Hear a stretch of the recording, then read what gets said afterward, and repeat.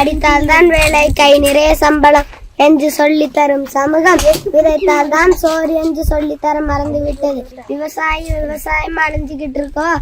அந்த நாடு இப்ப பேரழிவு நோக்கி போயிட்டு இருக்குன்னு அர்த்தம். நான் சேற்றில் காலை வைத்தால் தான் நீங்கள் சோற்றில் கை வைக்க முடியும். சிகரெட்டு, மதுபானம் போன்ற போதை பொருட்களை உற்பத்தி செய்யறவங்க இப்ப மிகப்பெரிய பணக்காரங்களா இருக்காங்க. ஆனாலும் மண்ணை வளப்படுத்தி நாச்சு நட்டி களை எடுத்து நீர் பாய்ச்சி அறுவடை செய்கிற நாங்களும் வறுமையில் பாடி போகிறோம். வீதியில நின்று போண்டாடுகிறோம். வாங்கின கடன் அடைக்க முடியாம தற்கொலையும் பண்றோம். இதனாலெல்லாம் ஐடி கம்பெனியாகவும் இன்ஜினியர் காலேஜாகவும் மாறிக்கிட்டு இருக்கு.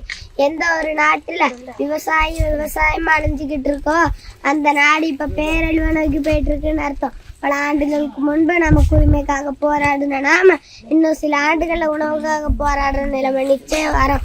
படித்தால்தான் வேலை, கை நிறைய சம்பளம் என்று சொல்லி தரும் சமூகம் விதைத்தால் தான் சோறு என்று சொல்லித்தர மறந்து விட்டது. நீங்க இன்ஜினியருக்கு படிங்க, டாக்டருக்கு படிங்க, வேளாண் சொல்லல, விவசாயமும் பண்ணுங்க.